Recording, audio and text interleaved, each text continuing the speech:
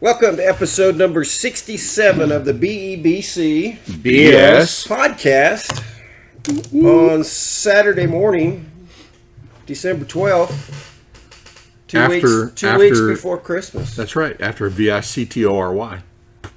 You ain't got no alibi, you ugly. Is that how it goes? That's Here we it. go. That's it. That is it. 67. 67. Yeah, so that In honor of Achin Ubuiki. and from 2008, Mr. Richard Greer, center. He was an awesome center. 2008 Awesome center. state championship team. Man, that was a good time. Did you go to that game? I'm sure I did. In Houston? I hadn't missed too many. Yeah. Yeah. You were there? Yeah, I was there. You went down to Waco for the Windy Bowl and watching. How did we get from Waco to the Windy Bowl? Windy Bowl. Yeah, That was not the Windy Bowl. That was windy as all get out. Games ago. Oh yeah, that. Yeah, David, no. Yeah, Steven Terrell picks off the pass and changes the momentum of the whole game. We discussed it last night. Nate Bonsu kills the quarterback. In honor of number 67, we're going to go back to the year 1967. You fellas were like hustling, bustling, doing your thing in 67. Yeah. Me, I was just a little 4-year-old. Goo. Messing around, doing whatever. 4-year-old. So what happened in 67? Well, so to begin the year, New Orleans Saints took the name the Saints, which they weren't the Saints before. But so, what were they before? In the NFL, I don't know. I think it was the start of their franchise. Start of their franchise because that year they got their first player, official player. And then San Diego, the NBA franchise was started, which is the Rockets. And then 71, 72, they moved down to Houston. So, it was it's a sportsy thing going on. It was a sportsy thing going on. Vietnam was going on. Vietnam was going on. Whoa, wait, we got to stop. Because we've done an injustice. Yeah, we need an introduction here, formal or informal. I don't care. We are honored this morning, and we really are, because this is one of our favorite people in the bubble that is Allen. This is one of our favorite people, one of the most creative people you'll ever meet. King of the bubble. King of the bubble. It's good to be king of the bubble. I haven't been called that yet. So, Mr. Randy Bridges, otherwise known as Mr. Tuffytoon. He's in the hot seat today, people. Yeah. He's in the hot seat. So he's players here. Have sat here.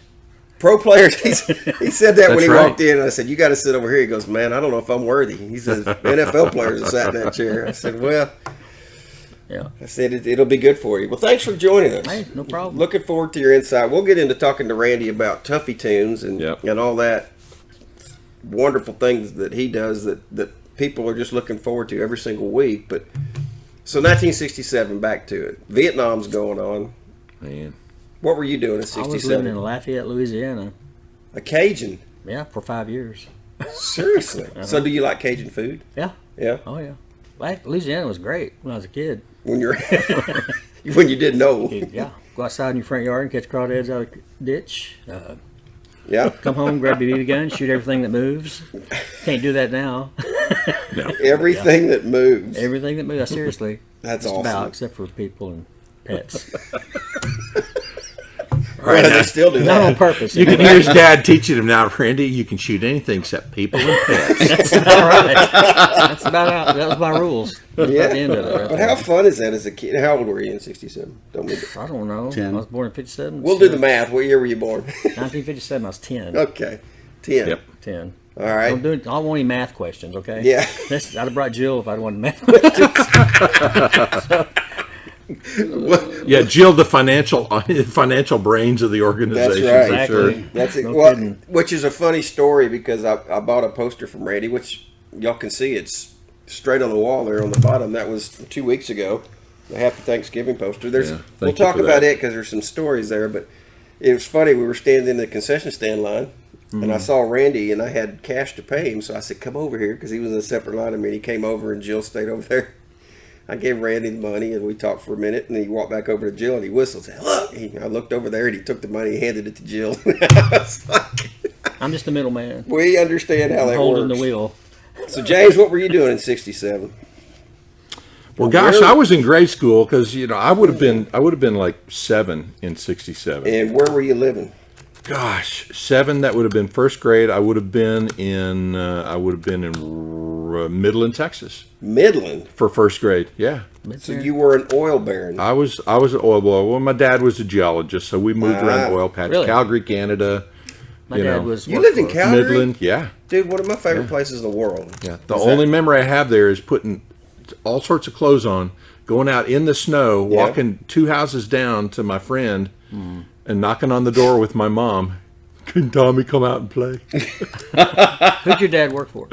He worked for Sinclair. He worked for British Petroleum. He worked for Murphy Oil in so my dad was in seismograph work. And that's what we did in West Texas. Yeah. He worked for ARCO. Okay. All right. ARCO. Yeah. So Schlumberger is a big seismographic, company, oil service company. But I got to go out on some wells with him in New Iberia, Louisiana. And we did lots of stuff in West Texas. The Permian Basin. And so how long did you live in Midland? I'm just curious. We lived in Midland, I think, probably about 2 years because we moved there from Roswell, New Mexico. And I just remember Roswell because we had the fence we had. I would be on the swing set, and if I swung up high enough, I could look over the fence and see Sierra Blanca. It wasn't It wasn't a chain link fence. No. This was a wood stockade fence. Really? Wow. Yeah. Way back in the day, you had woods. And I remember running away from home on my tricycle and getting to ride back to the house in the cop car with the cop hat on. I ran away once. I was 2. So what was that like? You even remember that? That's awesome. Well, the only reason I remember is because my dad I filmed it. There's video evidence. Your dad is smart, man, to document that stuff. He was a very smart person. It might have been my mom. One of them did. I'm just waving. I'm out of here. So that's funny because I remember when we lived in Alabama, I got mad at my parents for something, and we had a picnic table on the back porch. And I remember sitting there with Mom. She goes, and I said, "Oh man, I'm leaving." She goes, "Where are you going?" I said, "Ohio." Wow. She said, "Okay, we'll see you when you get back." I didn't know what to do. What was the significance of Ohio? I don't know. At least you had a plan. I didn't First thing in your mind. I'm just gone. Randy was just leaving. Yeah. David, 67. What was up with you?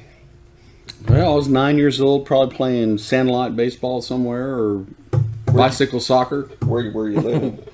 In my parents' house. Well, that was here, though, right? Yes, Dallas. Dallas, Texas. You grew up here, though. Yep. Yeah, you haven't wandered far. I was actually living in St. Petersburg, Florida at that time, becoming a Jimmy Buffett fan. So, anyhow, congrats to 1967 to Richard Greer and to the current guy whose name I cannot remember at this point because it was very difficult. So Chin.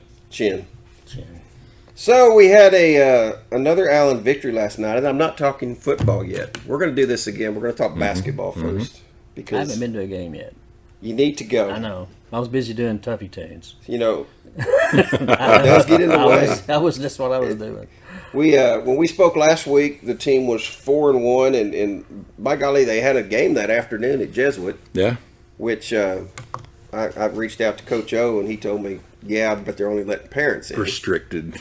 So, and I'd forgotten about it, and then during the afternoon sometime, I just happened to get on Twitter, and Jesuit actually broadcast all their games.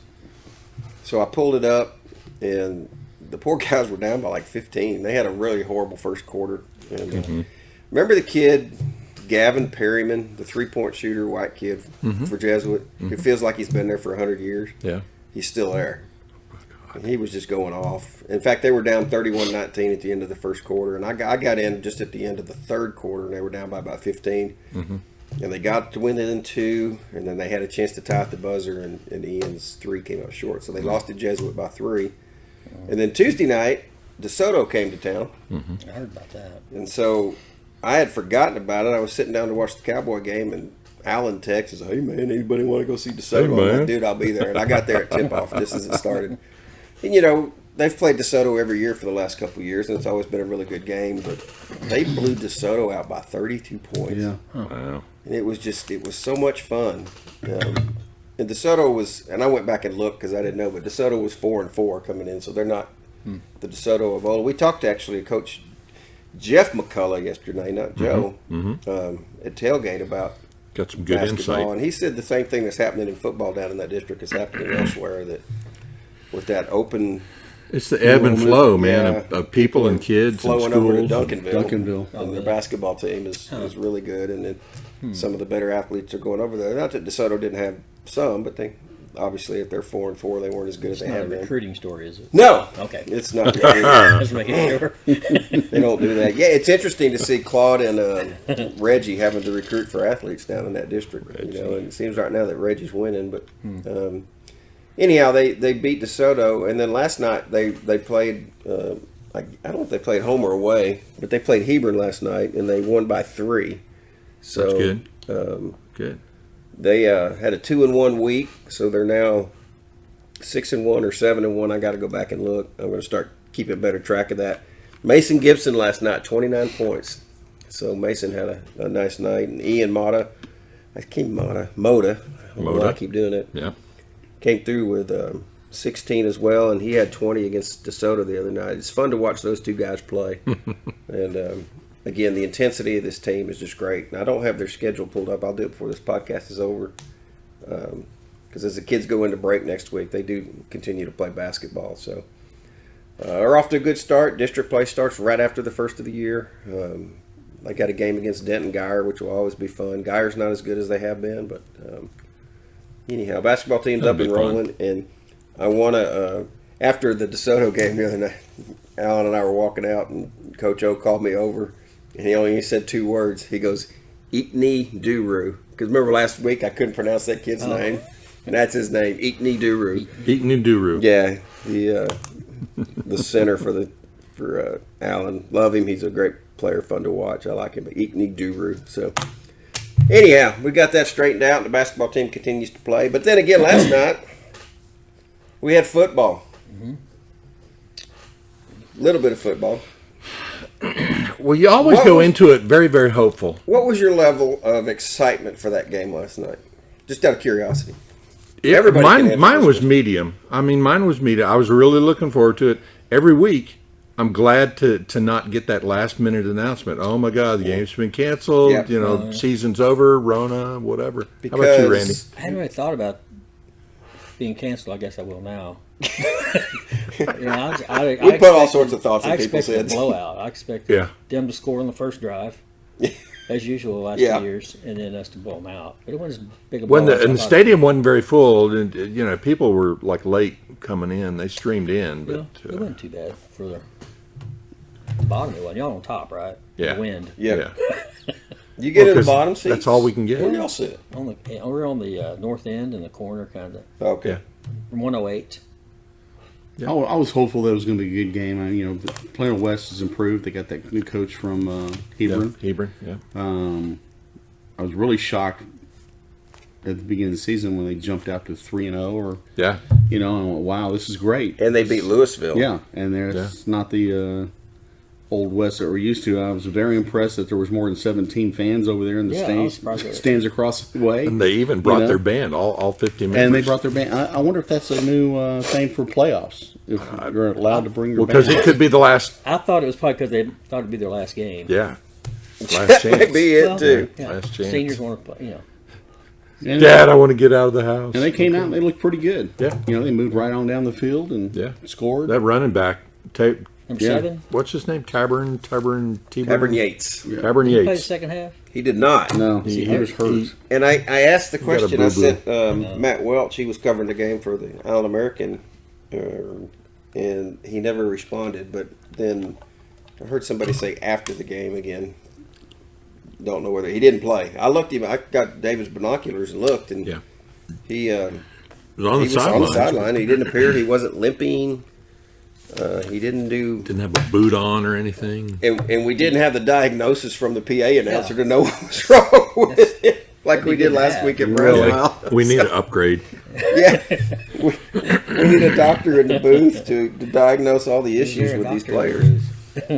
So it starts out, and we'll talk football here. We'll kind of do like we did last week and go through this because it was very interesting, and I had looked up before the game to see, okay, Plano West is, they're 5-4.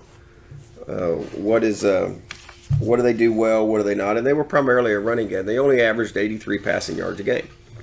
So you expect a snoot full of running So Allen loses the toss, which is always 3 games in a row. Yeah, what's up with that? Yeah.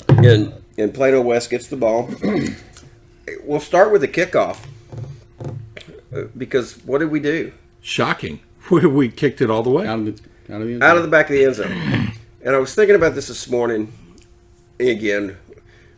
Whether we're questioning coaching decisions or what, I just always wonder, don't you always want your opponent to have to go the furthest distance they have to go in order to score? Mm-hmm. Logical? I would say yes. Okay. Yeah. Thank you, Randy. That would be my plan. It would be. And so what is the furthest that it can be? 25-yard line. 25-yard line. Yeah. So how do you either kick it out of the end zone, they get it to 25, or you beyond the 25. You kick it, or they fair catch it. Yeah, or they fair catch it inside the 25. Inside the 25, which then goes to the 25. So why would you not do that every time when you have a kicker that you know can kick through the end zone? Maybe just the whole season has been practice for spot kicking that little pooch. I just don't understand. Well, it depends on the way the wind's blowing too. I mean, we've when had some success. Wind, we've had some great success and fumbles and stuff. So I was very happy last night. Happy last night. Puberty finally. And we were glad you were happy. Yes. Yeah. No, it was a little bit of a relief. Yeah, it was. Kicked it out of the end zone to get the ball 25. It's choking on that corn dog. Yeah, it was. And so then you get what you get from Plano West. You know they're not going to throw the ball. They only come out with 2 receivers, first of all. They couldn't throw the ball. No, they had a very difficult time. But they had a good running back, Tabor Yates, big kid. Yep. And, they put, excuse me, guys, He's got a froggy. So Tabor Yates, and how many rushes did he have? Let's see. He ended up with 13 rushes for 80 yards. But they come out, bunch up on the line, 2 receivers, kind of like Allen did a couple weeks ago, and you put 7 big offensive linemen. And they did have big offensive linemen. Yeah, they were huge. They weren't very athletic, but they were big. Big, chunky fellas. So they're eating well over there on the west side in Plano. So they come out, they rush for 9 yards, they rush for 15 yards, and they rush for 1 yard in the first 3 plays, and so they're at the 50-yard line. Yeah. And the clock is ticking. That's the other thing they were doing. They weren't doing the deliberate Marcus, we're going to hold it down to 1 second before we snap the ball. They were taking their time. They huddled. Yeah. And they took their time in getting in. And usually it was about anywhere between 15 and 10 seconds left on the play clock. Yeah. They were snapping the ball. And when they're huddling, their skill players are looking at the coaches, Yeah. and they've got some of the most creative, signals. Oh, I didn't even notice. Oh, yeah. Was it like our dance moves and all that? It was crazy. Yeah. I'll put up a little video of some of their, well, maybe I shouldn't put up a video. Well, yeah, I can, because they're done for the year. They're done for the year. It won't matter. But they... Spygate. Yes. Spygate. We'll be responsible for that. So 13 plays later, they get down inside the 10-yard line, and they get stopped on 3rd down, and they kick a field goal. And I look at David. David looks at me. It's a victory. Because you don't beat Allen with field goals. No. I don't care who you are. It's going to take more than field goals. So you're like, that's a victory for the... But you look up at the clock, too. Yeah. Mm-hmm. How was it, 7 minutes or That something? was a 7-minute drive. And I said, well, it's 2 things. 1, they scored, which is good, but it wasn't a touchdown. But 2, they're taking all that. You're limiting Allen's possessions. Yeah. And to me, that's a recipe to beat Allen. One, you don't give Allen the ball. Yeah. Because if they can't score. That's what everybody does. And for all those people that don't understand, a quick game, a running game, the clock continues to go because you've got the 40-second clock, which gets reset right after the play is ended. And then they've got 40 seconds, and so it keeps the game moving. But just to give you an idea, we talked about the number of plays before, where, what was it, the Braswell had like 90-some-odd plays, and we had 50-some-odd plays. Well, this game, West had 54 plays, and we had 56 plays. Right. But here's the difference. Yeah. We'll go right to that. So Allen gets the ball on the 25-yard line. Yep. And we go 75 yards, same amount. We actually score a touchdown, but it's 2 minutes, 41 seconds as opposed to a 7-minute drive. Yeah. And then the confluence of trickery got pulled out of OC's somebody's bag. Something. And you're like, okay, they're just going to, line up that way and then move and kick the ball. Mm-hmm. And then what in the world? I don't know. I want to back up first, talk a little bit about Mr. Booty on that drive. Because on the third down play, they did score on that drive. Never mind, it was before that. Mm-hmm. Yeah. It was the play before they scored. Yeah. When, I don't know if it was Bryson or Blaine, ran a post route. Yeah. Wide open in the end zone. Wide open. And I don't know, I asked General after the game, who were you throwing it to? He airmailed it. Because he threw that ball so stinking high. He threw it to Plano East. Yeah. From Allen, he did. He threw it down to Lowry, man. I don't know. Yeah. That ball it wasn't even close. I was like, lay off the Red Bull or something, bro. And he had that issue in the first part of the game. He was throwing them high and it was. But anyhow, they scored on a Jordan Johnson, who continues to just do things Johnson does. Jordan, amazing things. He had a 35-yard run on that drive, and then they. And same with Jalen Jenkins. I mean, both our running backs are hosses for their size. It's very impressive. It's funny, the play-by-play I'm reading here says on the PAT pass, General Booty pass complete to Bryson Green, which it wasn't. He overthrew Bryson on that trick play. Whatever it was. It was crazy. It didn't work. Whatever it was. And so Allen's up 6-3. And you look up and there's only 2 minutes left in the first quarter. Yeah. You're like, man, we've had the ball once. So kick off. Guess what? Where'd they kick it? Out of the end zone again. Mm-hmm. So Plano West does what Plano West does. Rush for 4. They actually completed a pass on this drive for 13 yards. Yeah. There's a little bubble screen. Well executed bubble screen. 7. They passed for 3 yards, and that was the end of the first quarter. So that's it. They get down into Allen territory. Drive stalls. 4th and 5 at Allen 27, and Jesse Velez comes out. All I could think of was Saved by the Bell Jesse last night. Every time they said Jesse, that's how old we are. I didn't watch that, so it's Mario Lopez, dude. I know who it is. I didn't watch it. So he got a 44-yard field goal, and if you remember, his first field goal was a line drive knuckleball. Yeah. I'm like, he can't kick that far, and by golly, that would have been good for 50 or 55. Sure enough, he did. Ties the ball game at 6. Allen gets the ball back, goes 5 plays, 58 yards, and then that's not true. Went 5 plays, got 1 first down. Actually, didn't get any first down. They ran a play. They had a penalty for a false start. Came back, ended up punting, and Caden had a punt that the returner couldn't get to. And it took a great even bounce, and it rolled 58 yards. Yeah. Well, speaking of penalties, so it was a very low penalty night, which is really nice to see. We only had 3 for 15 yards total, which tells you they're not the flagrant, personal fouls. And they had 4 for 20. Yep. So it was a good, clean game. Either that or the refs were like, comatose. Let them play something. But that's good. It's good to see that. No holding calls. No pass interference calls. Yeah. Although there could have been one. There could have been a few. Yeah. I liked it. They didn't call any. Yeah. Well, and the game was going so fast. James was like, we're going to be home by 9:15. Yeah, it was a quick game. And so they get the ball. They end up running 6 plays. They punt. And Allen gets the ball back.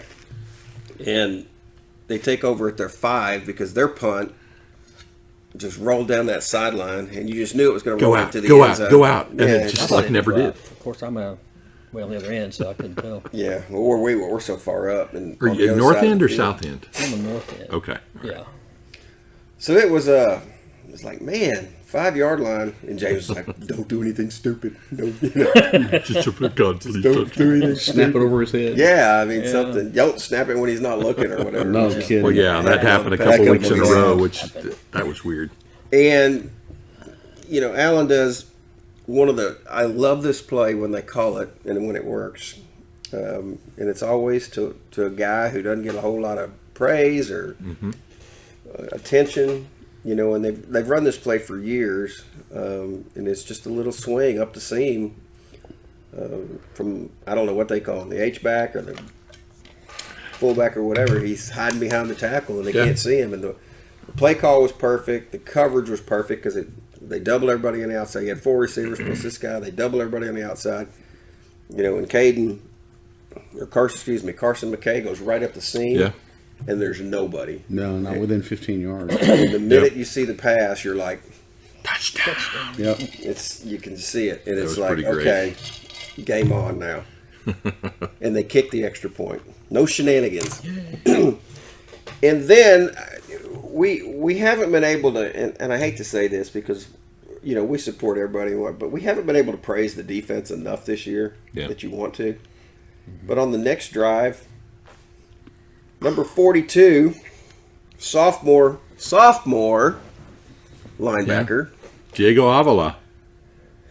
Boom. Comes through. Here comes the untouched. Boom. He lowered the boom. I mean, and it was a big boom. Yeah. You've got the video. Yeah. And you'll get it posted. Yeah. And they were helping that quarterback up when the interception, number 27, intercepts the ball, and he's running it back, and after he ran it back and got tackled. Once he hit that quarterback, they both left the ground. Yep. And were airborne. It was a sight. It was. I need to see the video awesome. then, because I looked away when he threw it. Oh, dude. it was great. Well, and his guys helping him up. It's like, are you okay? Yeah. He hits him, and the Very pass clean is short. hit. Yep. The ball is intercepted and returned to the 47-yard line of Smith West. Picked it off, so that was good. And you're like, awesome. Yeah, Cason Smith. Returned it 11 yards. And then, they do what they do, and they get down to the 21-yard line, and Booty drops back and throws a beautiful. This was to me, this was a college or an NFL play. It was pretty nice. It was probably right in front of you. Yeah, it was right in front of you. And Bryson, the angled body has to go up. Pretty sweet. The pass is right where it needs to be, and it's a 21-yard touchdown pass. Oh, and it was beautiful. And he completes it. He points at the crowd, and then he blows kisses to all his fans. I tell you, Bryson made some incredible catches last night. He went way up the ladder for some of those and pulled them down. There's a reason why some kids go D1. Yeah, there's a reason. It's clear. Pretty good. Him and Blaine both have really stepped up in the last couple of weeks and made some, long catches and big catches and tough catches. And, you go back to the Prosper game.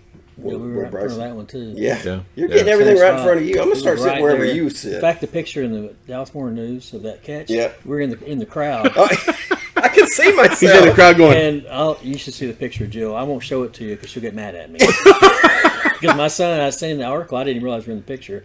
And he zoomed in on that and sent it back to me. He said, "What's this?"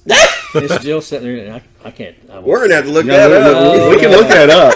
Let's erase this part of the tape because I died laughing when he sent me that because I didn't know. That ought to be part of one of your posters. I'll show you it later. But it's pretty funny. So Allen goes up 20-6 just before halftime, and Allen gets the ball to start the second half. And I turned to James during halftime. I said, "If Allen scores, I'm calling game over on that drive."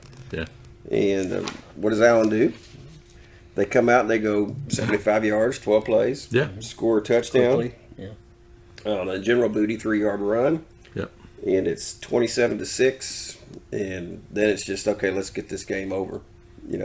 Because Plano West obviously doesn't have the tools or the offense to come back from a 21-point deficit against a pretty good team. And the defense is playing very well.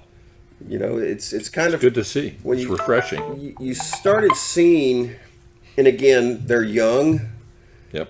And, you can't do anything about the size of the defensive linemen. They are what they are. They're not growing. Isaiah Hullen being out for the year was a big loss for those guys when he tore his knee up before the season started. And so you look for progression of people, and you started seeing that with the sophomore linebackers are starting to show up. I got to give a shout out to our boy Croissant, Matthew Toussaint, the Frenchman. Yeah. What a tackle. Oh. Last night, he came out after the game and he had his hoodie over his head and he had a little bit of blonde hair hanging out. Yeah. It's the only reason we knew it was him. Don't sneak by here. Dave was like, "You trying to go incognito, huh?"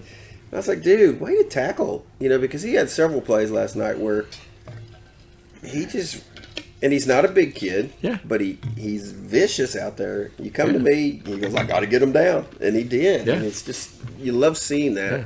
The aggressiveness from him, the two sophomores and one junior linebacker are starting to step up, Yeah, and something like that really rubs off on the players too. They see that, and then they want to be a part of it. And too. you finally see, because he took the running back head on in the first quarter, hits him at the waist, slides down, locks the legs up, he's down. And that was it. Yeah. And so the defense is playing much better. You know, they had all those stops against Braswell on fourth down. Yeah. And so you're starting to see things start now. Good grief. We have a guest caller. Jill? No, it's not your wife. Good. Yes, sir? Hey, Mark, are y'all podcasting? You are now on the air, so don't make me dump you. Okay. All right. I obviously am not there in person. But I am there in spirit. That is the wisdom of one Mr. Thad Dingler, ladies and gentlemen. Well, welcome, Thad. I thought that was Thad. Hey, I got a call-in shout-out. Okay. Uh-oh. To a couple named Pam and Tom Wagner. All right. Their grandson is an inside receiver, number 86, and I think she said his last name was Rain. Yep. Christian Rain. Okay. Yep. Christian Rain. All right. And she's a listener. Ah, Yeah. we now have four. Yeah. I met them at Lily's restaurant this morning. Wow. Wow. Yeah. I was supposed to go in to work early, but they called me and said just come in at regular time, so that's why I'm not there at the podcast. I did get to listen and watch some of the game last night, but I probably don't have anything more intelligent to add than what y'all guys have already done. So Well, we've got Randy Bridges here this morning, and Randy has given us all the insight that we missed. Yeah, So right. okay. so much. Well, man, the great Randy is there. Yes. Thad's a fan. He's a fan. He's a fanboy. I don't get that very Man, often. I was just wanting to, maybe Call in after sick to the work? podcast, get some flipping tips into the old diving pool out there with the, Okay, with the we can do that. Okay. you're going to use the cement pond to do your fishing drills, huh? Yeah. So, Flipping ain't easy. I'm just now learning that. So yeah. But when I talked to them, they said that they had walked by our tailgate, but they were kind of scared to, they said they saw some big, tall, bald-headed guy with a big, gigantic, burly beard, and they were like, kind of sketchy-looking group there, so we'll keep walking. Well, we'll try to cover him up future. Yeah. Okay. And then another time, I guess, Nolan's left eye was pointing a little crooked or something. Anyway, but I just wanted, she said, I said, I'll try to give him a call, and that way you get to hear your name, and it'll be broadcast over, and thousands and thousands of people will know who you are, and your grandson. Tens of tens. Well, and what's their name again, Thad? Pam and Tom Wagner. All right, Wagner's, here's the deal. Now that we know that you listen, you have to stop by and introduce yourself. Stop stalking us and just stop in the city. Yeah, we obviously will not be tailgating the rest of the year since we will be on the road for as long as that lasts. But stop by and see us. You know who we are. So, Hey, we might get a chance if somebody does a home and home and they want to flip and we win. Yeah, you know how we are at winning those things. Yeah, I know. Yeah. But there's like that little kid said in Angels in the Outfield, it could happen. Hey, also, if y'all haven't mentioned it, I wanted to mention it. A big shout out to the Allen community. They had posted that there were still 2,000 kids in Allen that needed Christmas gifts. And last night, the old coach announced that 20,000 gifts were brought into 2 rows in Allen community. So people, I just want to say thank you from the bottom of my heart, because as a kid, I was on that end of the stick. Yep. There'd been times where we didn't have much, and I was dependent on that to have something under the tree. And just love Allen, and I just wanted to make sure that all 14 of our listeners listeners know that I appreciate y'all. Hey, up to 14 now. And there was one lady donated $50,000 cash. Wow. Jeez. So What? How much? 50,000. Oh my Lord! We have a great giving community. I'm impressed. You know, we always give the West Siders a hard time, but I'm going to venture to say she's a West Sider. Yeah, you never know. You never know. They could be Far Easters. That could go well. Easy there, bro. Easy there. Hey, I want to tell you a story. Speaking of Bane, you know, I want it because we laughed about it. We were standing down by Brandon. He was cooking last night, and Bane drove up in his food truck. Honking the horn. Yeah, just honking his horn. And they were collecting toys there last night too, which was good at their tailgate. Yeah, and they also fed the band get together. So it was. We're standing there, and Bane parks his truck, and he comes out, and he walks over to Brandon, and Brandon looks at him and says, "Oh, so you came over here for some good food, huh?" Whoa. And Bane didn't even know what to say. It was so funny. We're just like, wow. So, there you go. Way to step up, Brandon. That's right. He did a good job. All right, bro. Well, let me just add to the Wagners then, because when we were talking, and give them a shout out because they brought stuff to the game last night to donate. Good. And, they brought stuff for older kids. They tend to get left out, but they brought like watches and wallets and stuff like that. So very nice. Shout out to them for that too. So anyway, guys, hey, I look forward to hearing the whole spiel. And you just want to hear yourself talk. And hey, Randy, thanks for dropping in and adding some class to the group. Hey, my pleasure. All right, bro. It's not easy. Y'all take care. See you, Dad. Right. Thanks. Bye. Just so everybody knows, that was not on the agenda, so that came out of nowhere. Awesome. So good for Dad. Glad he called in there. So Allen scores on their first drive of the second half, makes it 27-6. It's looking grim for the Plano West Wolves. They get the ball back, and they end up punting again. And the next time Allen gets the ball, they get it at the 31. Jake is now in the game. Mm-hmm. Jake throws a 35-yard pass to Bryson Green down to the Wolves 34. And then one of my favorite players this year, because of just the toughness of the kid, Jalen Jenkins. Yeah. Gets the ball at the 34 on a handoff. Oh, and he fought. That's another video you need to post. Yeah, he fought and twisted and turned. Face masked. Oh, yeah. Everything. He's right in front of us, too. Yeah. All right, people. Wait's a good place to sit. Here's what we're learning today. If you want to see everything that happens with Allen Eagle football, sit next to Randy Bridges. Get Randy's tickets next week. Yeah. They're not our tickets, actually. But, well, we need to get him a camera so that he can film all the plays. I'm too busy spanking grandkids. Oh, I thought you were going to say spank. Yeah. Okay. Hey. Disciplining grandkids. No, they were actually really good last night. So they're up 34-6. Unbelievable. And it's just like, game over. Plano West ends up scoring a touchdown, late in the game. Trash time touchdown, but they were happy. But they got about 9 that. points for it. Mm-hmm. Yeah, they somehow got. It's 34-13, and you look up, and all of a sudden it's 34-16, and you're like, how in the world did that happen? So the scoreboard was wrong, and the announcer even announced it that way. I'm like, guys, I know. Watch the game. You should know. I thought I was watching it. I guess. How did they get to 16? I guess problems with announcers is just kind of rampant throughout, stadiums. It's crazy. You see a listener? I don't know. If he is, get in touch with us. We'd like to talk. We'd love to talk. If somebody knows who the PA announcer is for the stadium, message us because we'd like to know because we would like to talk to him. End of the game, Plano West ends up with 282 yards total offense. Yeah.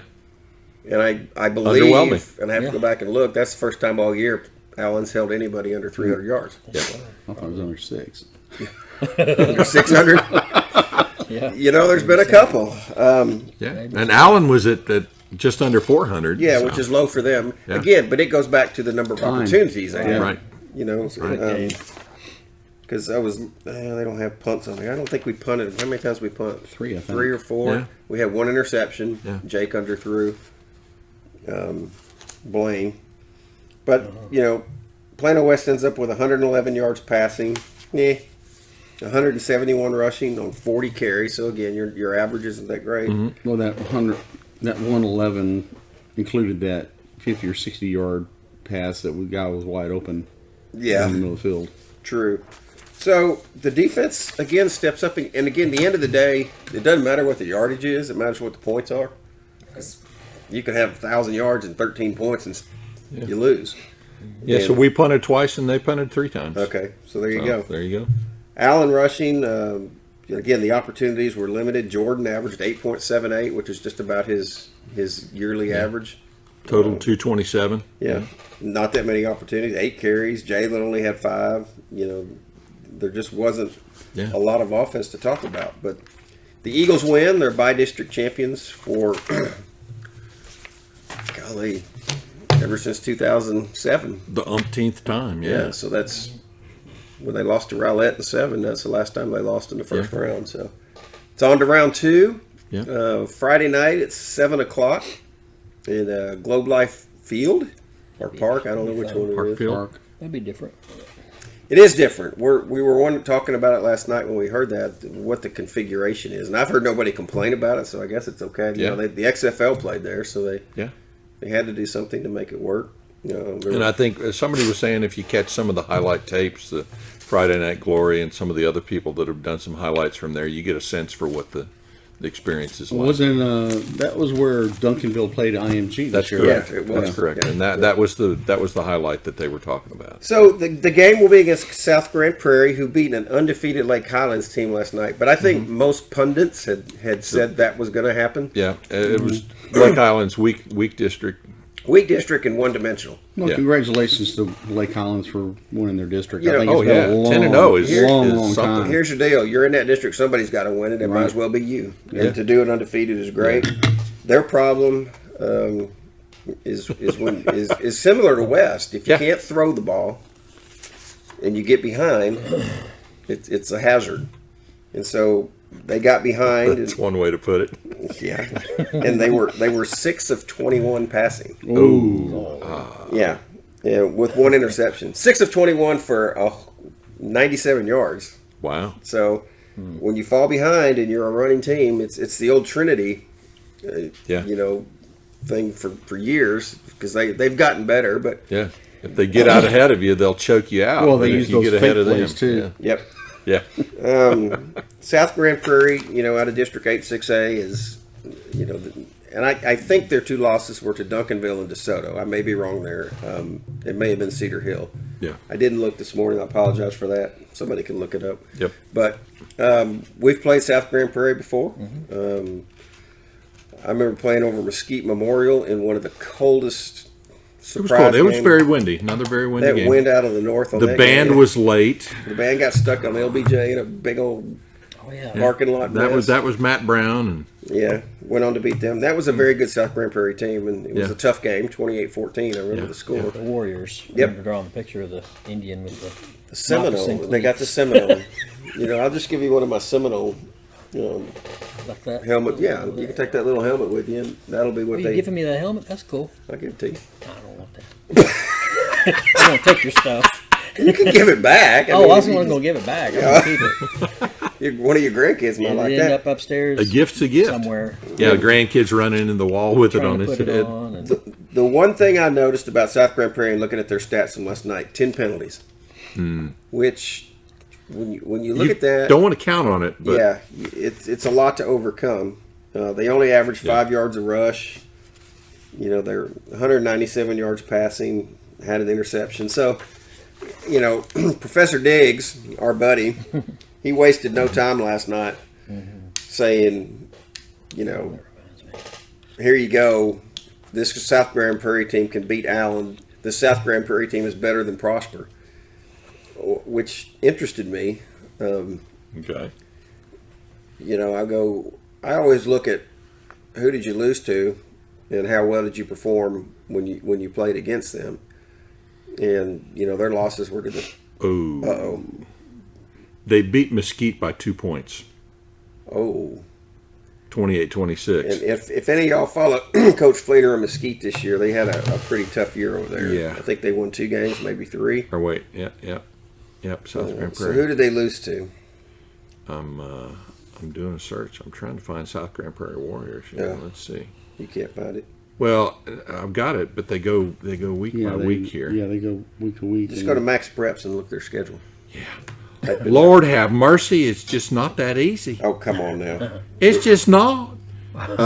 So they beat Arlington Lamar 21-19. Okay. And that was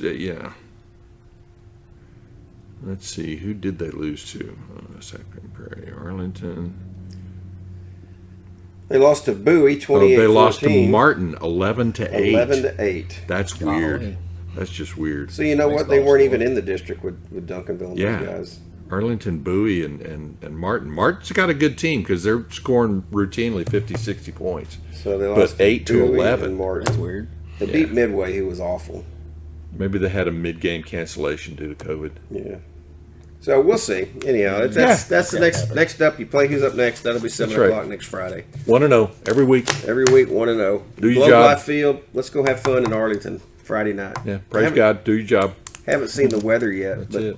We want to spend some time because I know all of y'all see these things. Yeah, it's so fascinating. To all of us. It's something that everybody has looked forward to. I know I do, and I think all of us in the industry he graced do. us by bringing a bunch of his sketches. Yeah, Randy Bridges here. DeSoto 2015. This is some awesomeness right here. Find all my 15. Martin 2015. Trinity 2016. I mean, this you got to get a sense for some of the sketches that he's doing here. These are really fantastic. And these are what your rough draft sketches. Yeah, I draw them pencil. A lot of them. Some of them I draw with my Wacom tablet right on the screen, but. The main things I draw those.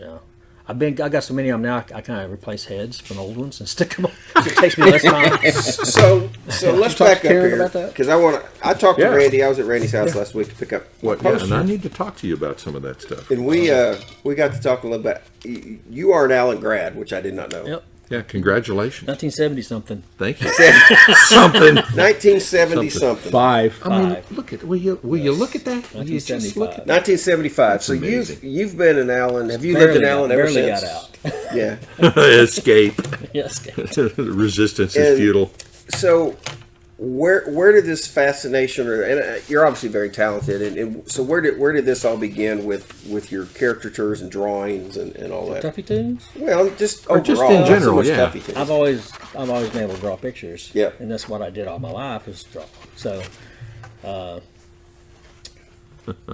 when I moved to Allen, my mom, 1970, she got me maybe the next year. This lady, Marie Renfro? She's an artist now, and she's been here forever. Great artist. And she taught art lessons in her garage. Wow. My mom signed me up. I go, okay. Cool. So she taught me a lot. She don't think she taught me anything, but she really did. Yep. She always says, no, I never had to teach her. You knew everything. I said, no, you really taught me a lot. So hats off to her. She still lives in Allen. But I took lessons from her for a few years, drawing lessons. Yeah. She wanted me to paint, but I don't like paint. It gets all over you. Yeah, you got to clean up. So I did a lot of drawing. I did mostly pencil drawings and stuff. So in high school, there was no art. And then in high school, you either did football, athletics of some sort, or band. Right. Or drill team. And I wasn't about to do that. You'd have been great on the drill team, man. Jill did that. I didn't. So every class was art class for me. I was drawing pictures of students. Every class was art class. It was. In fact, I went to Mr. Vaughn was our principal, Max Vaughn. And I went to his office one time. I think I was in trouble for drawing in class. I don't remember anybody. I remember him saying, well, why are you doing that? I said, we don't have any art class, so I just draw in every class. He goes, well, I understand that. That's okay. Don't worry about it. That's cool. That's the kind of guy he was. That's awesome. So, anyway, I understand. He would even let me off to go crappie fishing occasionally, so... I would go to his office and one of Randy's other passions. Is that when there was a dirt road in front of the high school? Yeah, just about. Anyway, yeah, but crappie season, I did go to his office one time. Dad wanted to take us crappie fishing while they were biting. And I told him about it. He goes, well, I understand that. I crappie fish too, so yeah, go ahead. Be sure you make up your lessons. Of course I didn't. Of course you did. And we went crappie fishing. Did really good too. So, but every class was art class for me. Yep. And I should have brought those in, but some of them are kind of sketchy. Yeah, so I understand. I didn't bring them. So That's how I got started. As far as Tuffytoons goes, Yeah. the first year I did it in 2015. Okay. We were playing that team from Florida, the Falcons. Yeah. Viera Falcons. Yeah. So I'm sitting at work, of course. I didn't think it would work, so I sketched out the first one. And I scanned it and threw it on, and I colored it really fast and threw it on our Facebook group, which then was the Fanatics, I believe. Yep. Yes, that's another story. So ain't it though? yeah, so I put that on there, and everybody's like, "Oh, it's not that great," but thanks For you, yeah. So I thought, well, let's do another one. So I did the next one for the next week, and I missed the first game, which was against Denton Geyer. So I went back and did it third. It was the third one I did. Went back and redid it. So then, since then, everybody's like, "What's the next one going to be?" So I've been doing it, and I'm afraid to stop. They might not let me in the stadium anymore.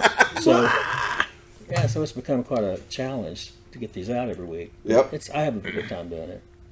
And so that's when I panic. I panic first week. I always start panicking. What am I going to do? Because I'm about to run out of ideas. Yeah. So. Well, and that's part of the process that we always, because we talk about you when we see these things every week, and we'll talk about the Thanksgiving one because it's near and dear to our hearts. But to come up with the ideas, and then make it come to life. Yeah, and to make it I appreciate, and again, I don't think any of us are artists in any way, or people who can sing, people who have talent like that. You appreciate it because you can't do it, and you realize what it takes to do it, and just coming up with an idea. I mean, I know some of these, like this one. We can talk about this one. There were different inspirations. Yeah, some of the inspiration comes from us. Now again. I added a few things after I finished. You did add it, and we appreciate that, because this is a little different. If you go back to the, this was the Prosper game poster, and it's out there if you want to look at it. Almost. But the week before was a game against McKinney up at McKinney Stadium, and one of the first things that we noticed when we got there was they weren't serving popcorn. Exactly. And you're like, awful. How can what do they call it? The crown jewel of Texas. High school football not serve popcorn. I'm like, right there on the menu. Yeah, no popcorn. They did serve Skittles, which our stadium does not. And then when I'm walking all the way up the concourse to the north side, I'm looking at the gray base because they didn't want it staining the gray base, and that is the ugliest.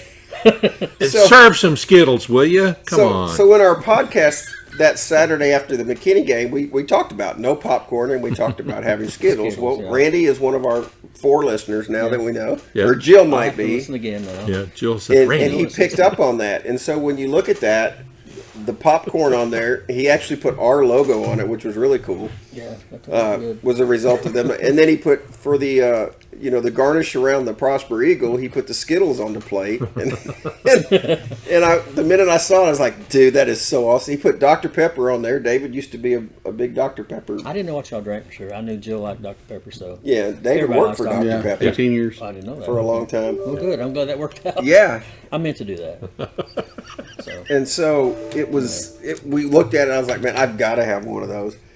And that's the best part. I sold 4 of them. Yeah.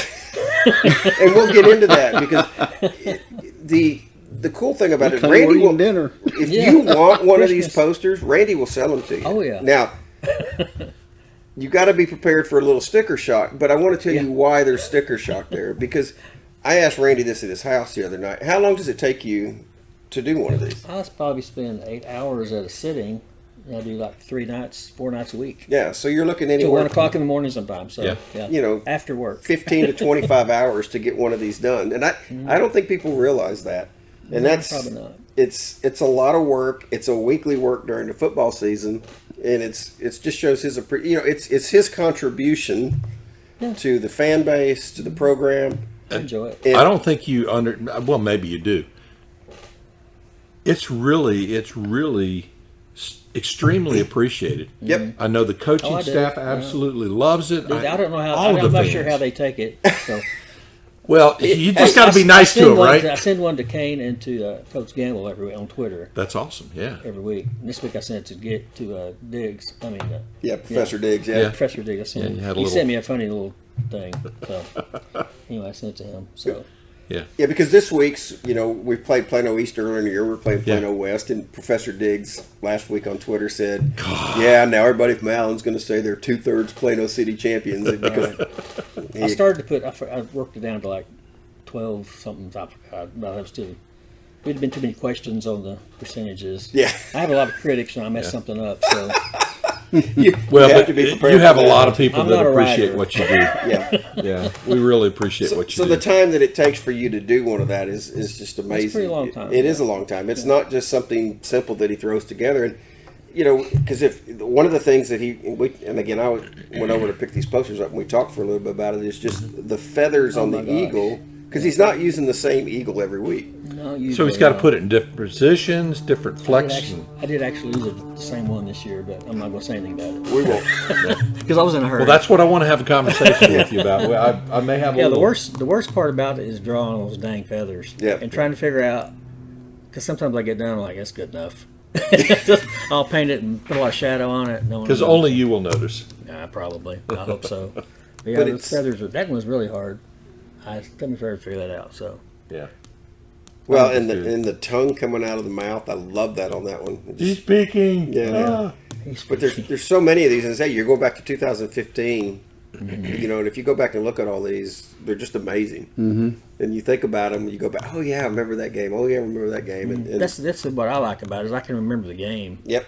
And usually the stuff on the picture is something from the game before. Yep. I get ideas from that. So. Well, I can't foresee what's going to happen. Didn't you do one where the ref is blind with the game? Mm-hmm. Well, the one he just did with the ref reading the rule book after the Prosper game. Big glasses, yeah.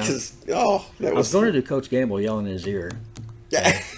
Because he yelled at that dude a lot. Constantly. A lot. He was right there in front of us. Yeah. It was funny. Again, another thing right there in front of you. It was pretty funny. Yeah. And he didn't think so. And these days, with as few people that are there, you can hear everything. Oh, yeah. Yeah. And you're like, oh, my. Awesome. Yeah. Like I heard him say, I guess it was at the Braswell game after the first play. Did you go to practice? Did you even go to practice? I was just like, well, I don't think he'd be playing if he didn't. It was pretty intense in a football game. Yeah, he's laser focused. Passionate. He turns it on. Passionate. Yes. So this week you have the Grand Prairie, South Grand Prairie Warriors. Mm-hmm.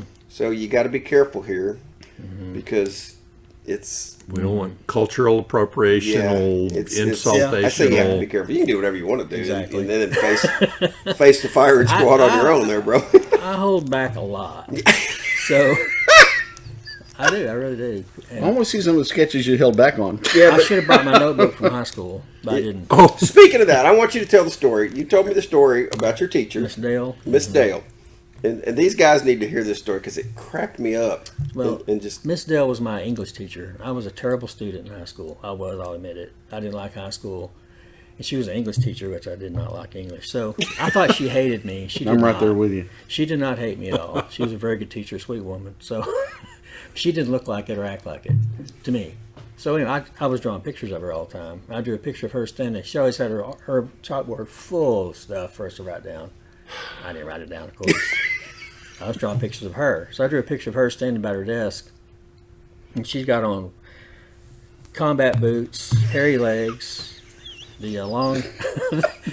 She always wore the mod, then there's the mod show on TV. Yeah. She wore the long vest-looking thing. She always wore that. I put that on her. She had her desk had books on it. I won't say what the names of the books were. With skulls for bookends and spider webs, and she's got this probably hair like Mein Kampf. She's got hair that's kind of like Bride of Frankenstein, and she's telling us to write all this stuff down. Don't forget it, or something. You really loved her. Oh, that's hilarious. Anyway, I drew this and I showed it to a guy in the hall. And he goes, "Let me see this. It's cool." So yeah, that's what. Give it back to me. Okay, let me let somebody else look. I said, "Okay, well, give it back to me. Get done with it." I didn't see it for 2 weeks. I asked him, I let somebody look at it. So I thought it was gone. So about a month later, I'm sitting in my class, a month or two, maybe a month later. I'm back here probably drawing something. She says, "Randy, come up to my desk." And I thought, oh no. So I walk up there and said, "Yeah." She goes, "Did you draw this?" She threw it out on her desk. And I'm like, well, I'm caught. I said, "Yeah, it's pretty awesome, right?" And she goes, "I just love it." Really? thanks. Wow. This is the funniest thing I've ever seen. It's so good. It looks just like me. I thought, God. Well, she had a Playgirl magazine on her desk. Picture. It didn't anything explicit. Just said Playgirl magazine. You got to appreciate a sense of humor from a teacher. She had a sense of humor, and I could not believe it. Wow. I said, well, can I have it back? She goes, no, I'm keeping it. I said, no, I want it back. She goes, no, I'm keeping it. Okay. I said, well, it's mine. She goes, no, it's mine now. And she still has it, I guess. Awesome. I don't know. But it was a great story. I thought I was dead for sure. I was my going to God. ask Mr. Vaughn for it. I hope she's got it up on the wall framed. I don't know. She's retired. She's on my Facebook page, but she Awesome. You need to reach out to her. never. I have. In fact, I sent her. I think when I first saw her on Facebook, I friended her and asked her about it, but she never answered me. Get her address. We'll go over She there. didn't really do a lot on Facebook. So Yeah. anyway, that's that story. That's pretty good. Survived. That's great. Yeah, I was really shocked. They just knew in-school suspension was coming for whatever they gave discipline for those days. Yeah. Well, he was in with the principal. He wasn't going to. Yeah, he wasn't going to get in trouble. Max Vaughn was pretty awesome. Yeah, sounds like it. Yeah. Sounds like it. So you have the Warriors this week. You really don't have a lot to go off of from this Plano game. It's kind of No, I don't know. I haven't thought of what I'm going to do. Usually I just make it up as I go. I was going to ask, how are you going to generate this? I usually I'll draw the character first. That's the best part, the most fun part to do is the other team. So I'll do something and then think of, or I'll go through and I'll look at a lot of photos on Facebook or on online of football players. And Right. try to get an idea of, well, I can use this guy, knock the crap out of this guy. So, yeah. Anyway, I don't usually have a plan. I did for that one because I was going to do one with a turkey theme before for Thanksgiving. I had never done it before, but since we were playing another bird, it worked out perfect. Yeah. It did work out, yeah. And everybody loved it. Claude Mathis on the side. Oh, yeah, Claude. I went and picked up the poster, and I got home. I mean, I looked at it in Randy's house. He had it spread out, but I didn't really pay attention to it. And I got home, and I looked at I had it showing my parents and everything, and I looked at the popcorn box, and y'all can't see it from there, but on the side of the popcorn box, it's like an old milk carton box. It has Lost Kids on it. Yeah. It's got a picture of Claude Mathis on it where he's screaming, that famous picture of Claude when he's just like, and I just started rolling. I was that like, came from 2015. I took that off of the old one and stuck it in there. And I can't. What does it say? I can't remember what it says over. Have you seen me? Yeah, have you seen me? I said it has the date of the last game we played. Yeah, it does. And then also, you quit that year. You can't tell on this one, but Randy put a background on the top part of this that says it's the number 82, which was 82 games in a row. Yeah. Which wasn't on the original for us, so he did it. That's pretty nice. It's pretty cool, and so I went and got mine, got it framed, and got it hung up before he decided to come over. So. But great job on all these, and I know, you probably, everybody, I see all the comments every week. People just love it, and the little details that you put in it that when you initially look at it, you may not pick up. Yeah. And then you go back and just start looking. There's like, usually a lot of stuff I want to put in there, but I don't have time. Yeah. Yeah. And some weeks I do, and some weeks I don't. But like this one, I added a couple things to it. And I usually go back and put the score on them. Yep. I keep them in one spot, so I know where they're at. Yeah. The score is on there. I can't remember where it's at, but it's on there. Oh, you put it up top under where it says Allen 35 Prosper. What a great game, too. So that was That was a really good game. fun to remember. So A nail biter. It was a nail biter. Until that catch right in front of us. Rub it in. That was pretty awesome. again, right in front of His us. new tagline. Yeah, right in front of us. You may see that on next week's Tuffytoon. Get a T-shirt made. Right in I was front of right it. in front of it. Oh, the picture in the article I was telling you about. Yeah. The ball, they got the guy. The ball is right in front of my face, so you can't see me in that picture at all. Thank goodness. But you can see, thank goodness, but you can see everybody else in my crowd. Yeah. So speaking of your great. crowd, and I just want to say this, that is a family affair for you guys. To come to Allen games, and David and Jackie come together all the time, and my wife usually comes, and it's cool to have that family thing. I know you try about having disciplining grandkids, but it's cool that they come and that they understand. And oh yeah, Tradition. Yeah, the tradition of that, and your family doing it, it's pretty neat. I don't think I've missed a handful of games since I lived here. Really? It's 1970. Yep. So, yeah. That's pretty impressive. That's why they kind of all run together. Yeah, for sure. Like when we had Wiley as our biggest rival. Yeah. That kind of stuff. Yeah. You remember that time we lost to Plano East in the playoffs back in the 90s, late 90s? Yeah. I remember that. Don't test his memory, James. That's not very nice to do. Listening to him. That's a lot of games to remember. Yeah, it is. Well, because I know Jill had sent me a message and asked some questions about this week's, and when you go back and you think about it, Plano East 1999, yeah, Plano West 2004, and Plano 2005, and that's why there's a grave or headstone on this week. yeah, I forgot about the headstone. I was Yeah. kind of leery about putting that on there. I thought I might offend somebody, but Don't worry about that. 2000. Plano, who cares? Yeah, it's My son, my oldest son, was a soccer player 4 years in high school. Really good player, really good. The last year, his senior, he wanted to be a kicker. So him and a couple of his buddies, let's be a kicker in football. So he was, and he kicked extra points. In the game against Plano at OB Stadium, we finally beat him in the playoffs in overtime. Yep. Well, he kicked the extra point that put us ahead 7 by 7 points. I think is what it was. Then they scored and went for 2 and didn't make it. I think that's how it went. So we won by 1 point. Yeah. That 1 point he kicked was the last point of that game against Plano. They finally beat Plano, so that's his mark in his life. His claim to fame. Hit that point against Plano. So, yeah, I think there's a picture of that scoreboard in the athletic office. Is there really? That's great. It's nice to beat Plano at anything. He still hates Plano. Yeah. That was a long time ago. Yeah, Plano's still his nemesis. So he's really happy about that. It's funny. You'll never move to Plano after living in Allen. You'll never move to Plano. My wife graduated from Plano senior, and we did some digs on her all the time on it. And well, it's a healthy hate. It's a sports hate. Yeah. There's a big difference. Yes, very much so. And speaking of Plano, my dad moved here from Lafayette. He lived in Lafayette for 5 years, worked for Arco, doing offshore seismograph work. Yeah. He said, either fired or you got to move to Dallas or Plano and work in the computer room, which is 10 football fields long, had computer size. Sure. Big old computers. That says watt-hour computer. Yeah. So he moved here. He moved here by himself and found his house. He almost bought one in Plano. I mean, nearly bought a house in Plano. I know. And so he ended up buying a house in Allen, and we moved here after that. And bought the house without my mom even seeing it. That's a brave man. Yes, it is. Or he was a very brave man. Yeah. This we almost lived in Plano. Yeah. Over there on Park on the east side. Yeah.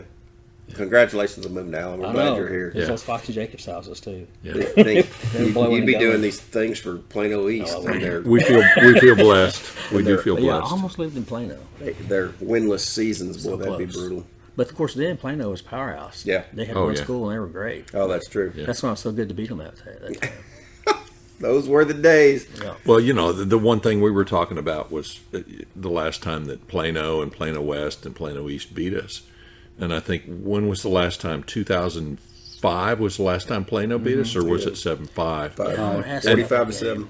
And my theory was, thinking about the stock market, that in 2003, Plano went 0-10. And so that 2005 season was just a dead cat bounce. Yep. Get it? Dead cat bounce. Well, and they also had a transcendent player named Rex Burkhead. Oh my gosh! Who's still playing? Feel better, brother. He played. Rex Burkhead wasn't in that game though. Yeah, he was. He was a quarterback that game. Was he? Yeah, number 20. Yeah.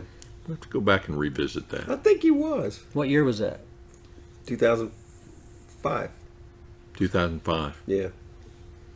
We'll check right when we're done here. Okay, Yeah. See, Randy's I was thinking memory. that last game, the one they beat us so bad, was a homecoming game in Allen, wasn't it? It was in rained Allen. like crazy. Yeah. And, It was ugly. It was delayed because of lightning or something. Yeah. And it rained so hard that the field was just a lake. Yeah. And their band came out and played at halftime forever. It would not get off the field. And of course to their side. Yeah. And I didn't think Burkhead played then. Maybe he did.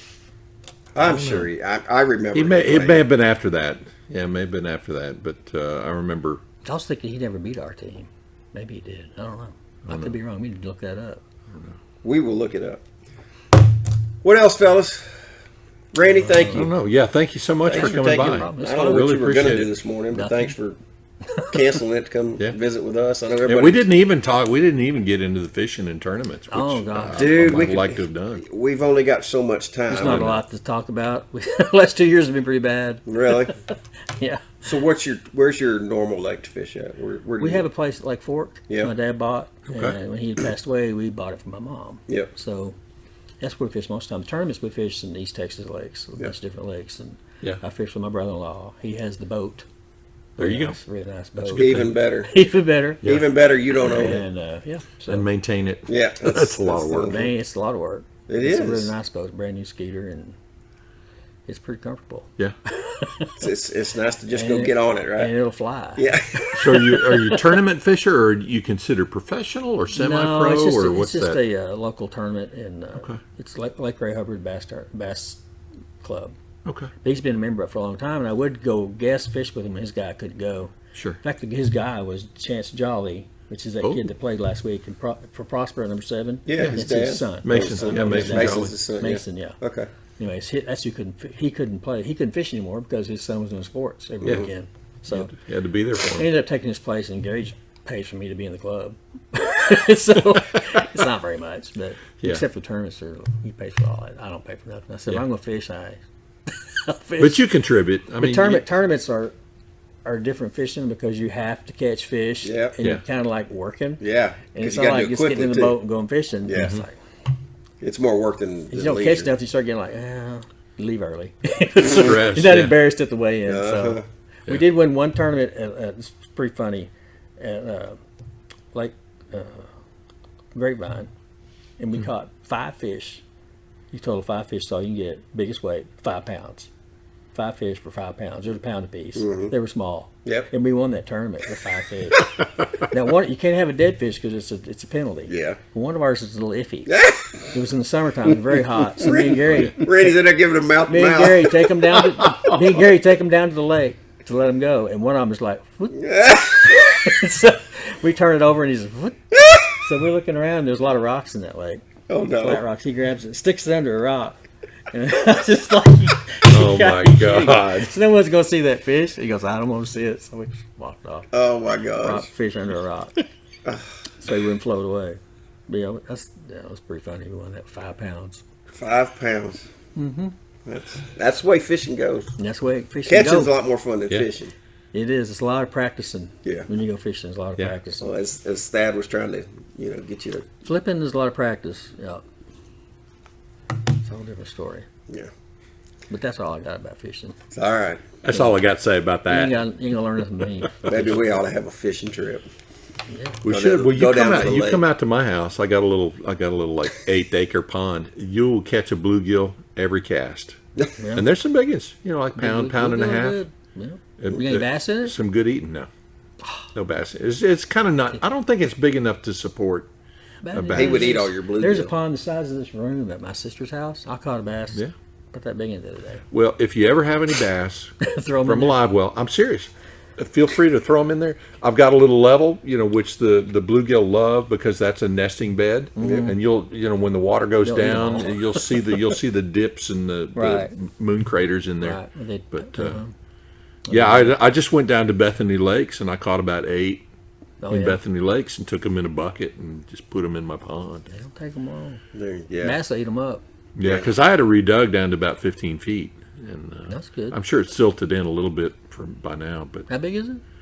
Oh, God. It's about as big as this room. It's probably a little bigger than this room. Yeah. A little bigger. Yeah. It works. Well, there you go, people. See, you never know what you're going to discuss when you listen to a podcast with us guys because we go on tangents and that's part of the fun of it. Fishing take a while if we start talking about Next week, Warriors. Next week, South Prairie, Globe Life Field, 7 o'clock Friday night.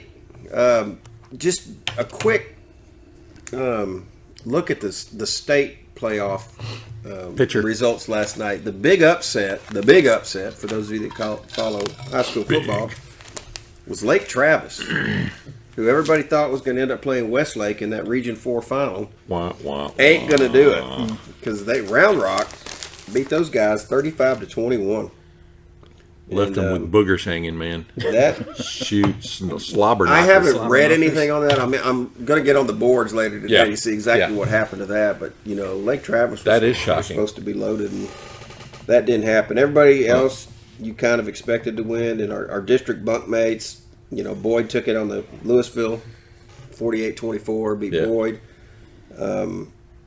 Obviously, West lost, and then Geyer plays today, as does Prosper. Prosper plays Flower Mound Marcus, who lost for everything I'm hearing, lost their quarterback to a broken left hand. He's right-handed, but he broke his left hand. And didn't just sprain it? No, we should ask that announcer. The announcer from Braswell would know. We should get with him.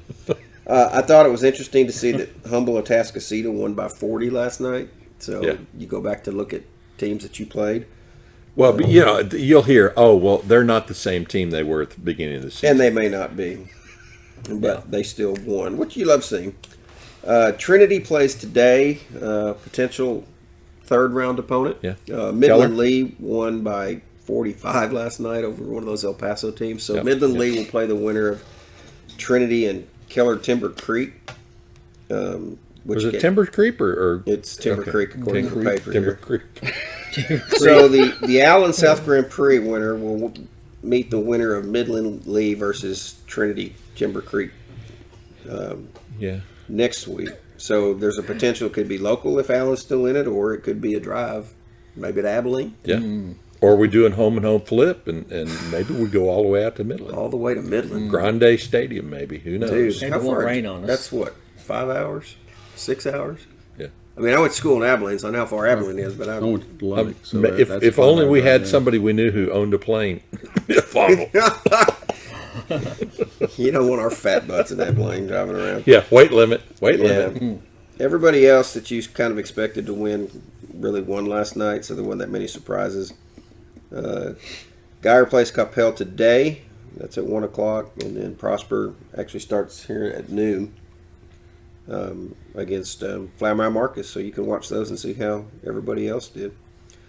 Other than that, kind of held form this week. So other than Lake Travis was the big one. So sorry, Cavaliers, we will not see you at any point going down the road, which opens that door pretty well for Westlake in that region. I'm picturing that advertisement they did for don't pollute with the Indian with the tear. Yeah. Who was actually Italian, I think. That's pretty funny. Did that happen in front of you too? That happened right in front of me. He was Italian. Good grief. I love it. That's going to be our new catch line. Yeah. Anytime you say something, wasn't Italian. that happened right in front of you. I don't know. It was a rumor, maybe. I don't know. Forget I said that. That is awesome. Basketball team, I said we'd look up the schedule. We did. They play, what's today? Today's the 11th? 12th. 34. They play Monday night. Colleen Shoemaker comes to town. Yeah, no. That'll be a good rivalry game. Yeah. David, do you still have that up? Because I did not put what was home and away on that. I know that's a home game. On the 18th, which would be, I guess, Friday night, they play Rockwall. That should be could be fun. Rousing game. On the 22nd, actually, thank you. Little Elm is our first district game on the 22nd. And David, I just lost it. You have to bring it back up. They get a little break for Christmas and don't play until the 29th. But on the 22nd, they play Little Elm. Yeah, I'm sure the normal holiday Christmas tournaments are and that disrupted. Is at Little Elm. Oops, no, it's not. It's actually here. I was looking further down. Rockwall is at Rockwall, but Rockwall's not that far. No, it's you just go 78 to 205. 30-minute drive. First, Little Elm is here. First district game. It is, yes. Yep. And that game, they got here on 7:30. Yeah, basketball game's at 7:30. Rockwall, the game against Rockwall on the 18th is 7 o'clock at Rockwall. Oh, and the Shoemaker game, this is good to know, on the 14th is 6:30. Okay. So that's good to know. Plano East on the 29th, that's at Allen High School. And then a game we'll be at, I know, it's the January 2nd, which is a Saturday. Denton. Denton Geyer at 4 o'clock in the afternoon. Coach Long, who we just love. He's a great guy. Great coach and just a better guy. He puts up with our shenanigans and he likes us, and so we're going to be up to Geyer. And then the game that, if you're really into basketball and you want to see a really good team, on the 5th of January, McKinney. If y'all remember, McKinney last year had 2 freshman guys that were really good, and they've grown up, and McKinney is still undefeated, and those 2 kids are really good. Jacoby Walter he'll be fun to watch. Allen will be challenged. That may be the district title contenders right there. So, but we'll be keeping an eye on the Stomper. Yeah, and we'll watch Wes. Wes, that coach from McKinney. He doesn't like us because we got to him. It's tough when you get beat too. But he is a stomper. Loves to stomp on the court. We told him to quit stomping on our court. So he didn't like us very much for doing that. Like our court. But yeah, basketball's fun. Football will continue to go on. We'll be doing podcasts as long as football continues to go. I have a basketball question. Yes. If Allen should get beat, heaven forbid, the Green Twins are going to play basketball? My understanding, and Brian, you can correct me because I know Brian listens to me wrong. My understanding was they were December grads, and so they won't be here. Oh, okay. So I don't know how that plays into the football, because if you're still playing football, I guess you have to be here. But my understanding was they were going to be December grads early, or which several people have done. Yeah, I was just curious. I didn't know. That may have changed. So if I'm wrong there, Brian, feel free to reach out and we will correct ourselves on that. So, but I don't know for sure. Okay, I just was curious. I should have probably not said something. Said I'll get back with you. Probably shouldn't have. But I can do that right now. I'll text Brian. Okay. And say, I just wondered if y'all knew anything. Yeah. And when the podcast cuts off right at the last second, that was the last I heard. Eliminates that. But I didn't ask the question. When I heard December grads, I said, well, they won't be playing ball. That could be wrong if they're still going to be here. COVID may have changed everything. Right. Who knows? And to allow the cut, let's pause 2 seconds. Done. Right. There we go. Yeah. All right, guys.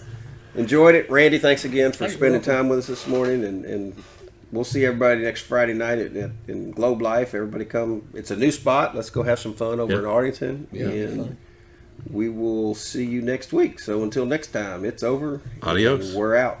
Peace.